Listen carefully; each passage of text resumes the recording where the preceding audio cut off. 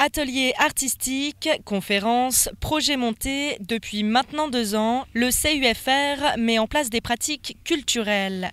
Et ce que l'on peut dire, c'est que le choix est large. Ateliers théâtre, danse et culture hip-hop, photographie, musique et chant ou encore ciné-club.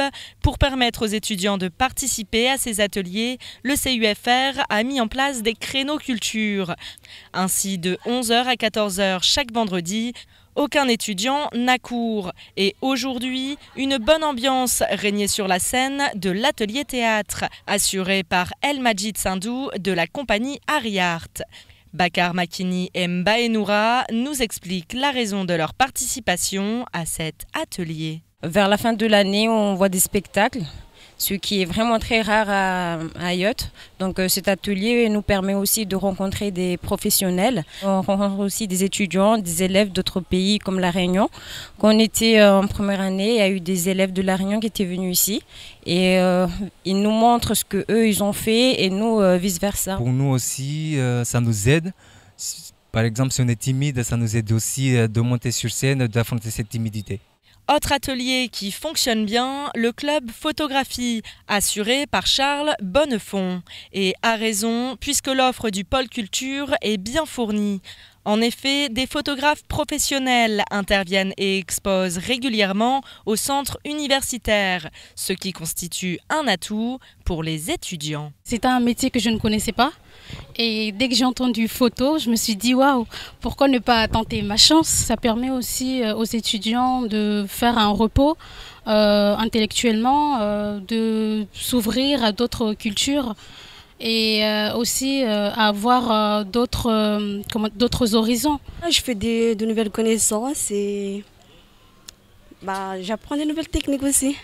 À part les cours, ça nous permet de nous évader un peu. Et s'aérer l'esprit, c'est également la raison pour laquelle Abdallah Nousfati participe au ciné-club. On était en période d'examen et on a fini les trucs, tout ça. Et comme là, on voit déjà les notes, on était un peu stressé. Donc, pour oublier les mauvais moments, on préfère plutôt venir à regarder le film. D'autres clubs ont été mis en place plus récemment, comme l'atelier hip-hop et danse, animé par AC d'Hip-Hop Evolution, ainsi que l'atelier musique et chant, dont la première séance a eu lieu ce midi. Le chant, ça m'intéresse beaucoup. Pour l'écriture, je vais me demander à mon prof, mais il y a 2 ateliers qui m'intéressent, le chant et l'écriture. Mais comme c'est l'inauguration aujourd'hui, du coup, je vais essayer. Ça apporte de la culture générale. Et c'est Dio, auteur, compositeur, interprète et musicien, qui anime cet atelier. Je suis dans une optique de transmission et puis donner un petit peu de mon savoir, de ce que j'ai appris un petit peu en tant qu'artiste, chanteur, et puis pourquoi pas donner envie à certains de continuer dans cette voie-là. Les 8 séances de l'atelier musique déboucheront sur un concert public de Dio et des étudiants au CUFR le 17 mai prochain.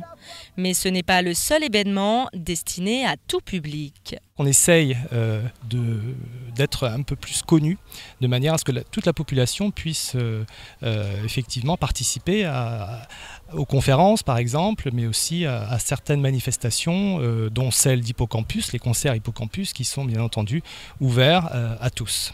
Prochain rendez-vous culturel du CUFR ce samedi à 19h30 sur l'esplanade du centre universitaire où Ataman Djouka et Tony Truant donneront un concert public de ska rock.